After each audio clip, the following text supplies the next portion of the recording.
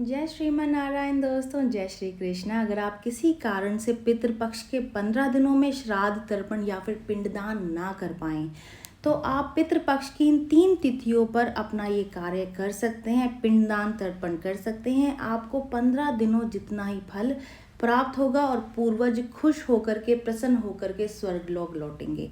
पितृपक्ष वो समय होता है जब लोग अपने पूर्वजों को याद करते हैं, उन्हें श्रद्धांजलि अर्पित करते हैं। ये 29 सितंबर से आरंभ हो रहा है और 14 अक्टूबर 2023 को पितृपक्ष समाप्त होगा। पितृपक्ष के 15 दिन बहुत खास होते हैं और ये पूर्वजों को समर्पित होते हैं। इन 15 दिनों में पितरों के प्रति सम्मान प्रकट करना, श्राद्ध, तर्पण, पिंडदान करना ये बेहद ही ज़रूरी माना जाता है और इस दौरान ये किया भी जाता है। इससे पितृ प्रसन्न होकर के आशीर्वाद देते हैं। उनके आशीर्वाद से घर में खुशहाली, समृद्धि और बरकत आती है। यदि पितृपक्ष के पूरे 15 दिन किसी वजह से आप तर्पण आदि कार्य ना कर पाए तो इसकी 3 विशेष तिथियों पर ज़रूर से ये कार्य कर लें। हिंदू धर्म में पितृपक्ष की इन 3 तिथियों को बेहद ही महत्वपूर्ण माना गया है। अगर आप पितृपक्ष के दौरान यात्रा कर रहे हैं, घर पर नहीं है, सेहत से संबंधित कुछ परेशानी है, हॉस्पिटल में हैं या फिर आप किसी काम में बहुत ज़्यादा ज़रूरी व्यस्त होने की वजह से इन दिनों में तर्पण आदि का कार्य नहीं कर पा रहे हैं तो उसके बदले आप 3 तिथियों पर ये काम ज़रूर से कर सकते हैं। आपको 15 दिनों के बराबर ही श्राद्ध कर्म का जो फल है वो आपको मिलेगा। वैसे तो पितृपक्ष की सभी तिथियां बेहद ही महत्वपूर्ण होती हैं। साथ ही जिस तिथि में पूर्वजों की मृत्यु हुई हो उस दिन श्राद्ध और तर्पण किया जाता है, लेकिन इसके अलावा भी पितृपक्ष की कुछ तिथियां विशेष होती हैं जिसमें पितरों की आत्मा की शांति के लिए अनुष्ठान करना बेहद ही ज़रूरी है। तो चलिए जान लेते हैं कि पितृपक्ष की सबसे अहम तिथियां, वो 3 तिथियां कौन सी हैं जिन पर कि हमें तर्पण ज़रूर से करना चाहिए। साथ ही हम जानेंगे उन 3 चीज़ों के बारे में, 3 वस्तुओं के बारे में जिनकी की खरीदारी निषेध है पितृपक्ष के दौरान। तो चलिए शुरुआत करते हैं। सबसे पहला जो श्राद्ध है वो भरणी श्राद्ध है। इस साल चतुर्थी तिथि के दिन भरणी श्राद्ध किया जाएगा।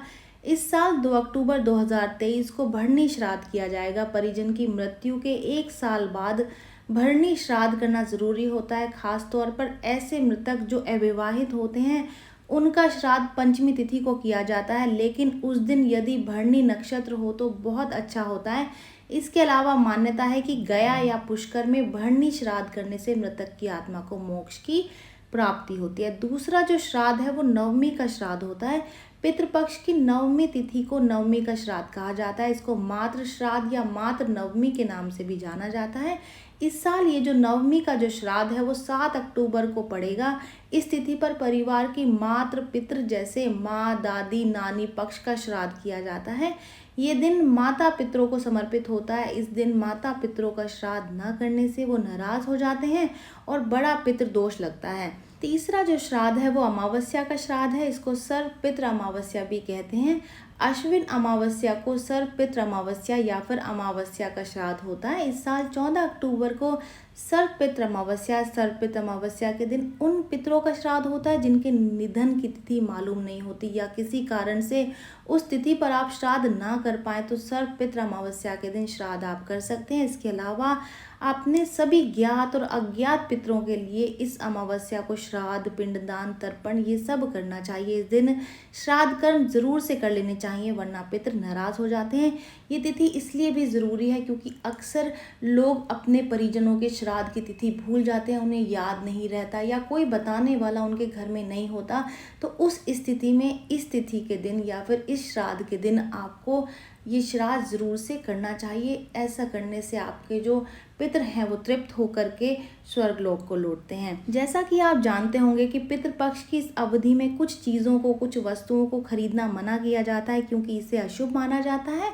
इस समय में अधिकांश लोग अपने पितरों को याद करते हैं और उन्हें तृप्त करने के लिए विभिन्न विभिन्न विधियां अपनाते हैं।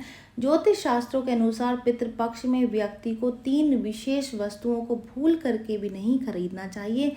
उसमें सबसे जो पहली चीज़ है वो है सरसों का तेल। सरसों के तेल को शनि ग्रह का प्रतीक माना जाता है। ये तीक्ष्ण होता है, इसका मतलब है कि इसे पितृपक्ष में खरीदने से शनि के अशुभ प्रभाव पड़ते हैं। ऐसा करने से संघर्ष का सामना करना पड़ सकता है।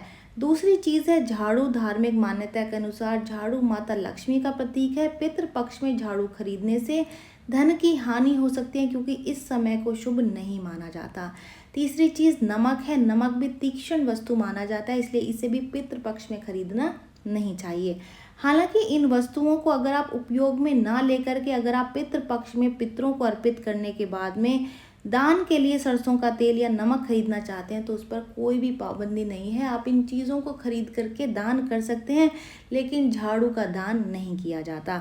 इस समय में खरीदी गई अशुभ वस्तुएं त्रिदोष पैदा कर सकती हैं, जिससे अकाल मृत्यु, रोग मृत्यु, अपमृत्यु जैसी गंभीर समस्याएं उत्पन्न हो सकती हैं। अकाल मृत्यु, जिस व्यक्ति की हत्या कर दी जाती है उसका अकाल मृत्यु होता है। जिसकी मृत्यु किसी रोग की वजह से हो जाती है उसे रोग मृत्यु कहते हैं।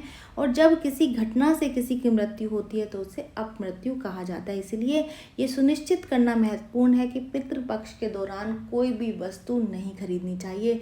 इसलिए हमारे घर में बड़े बूढ़े भी कहते हैं कि पितृपक्ष के दौरान कोई भी नया कार्य या फिर कोई नई चीज़ अपने घर में खरीद करके ना लाएं, क्योंकि वो शुभ नहीं माना जाता। उनकी वजह यही होती है और हमें उन चीज़ों को, उन बातों को मानना भी ज़रूर से चाहिए। ये जानकारी यहीं तक ही। उम्मीद है दी गई जानकारी आपके काम आएगी और आप इसका लाभ उठाएंगे। जो लोग वीडियो देख रहे हैं वीडियो को लाइक कर दीजिए, चैनल को सब्सक्राइब कर दें, नोटिफिकेशन बेल को दबाना बिल्कुल भी ना भूलें, क्योंकि यहाँ पर इस तरीके की महत्वपूर्ण जानकारियाँ मिलती रहती हैं। तो चलिए मिलते हैं नई वीडियो में नई जानकारी के साथ। जय श्रीमन नारायण दोस्तों, जय श्री कृष्णा।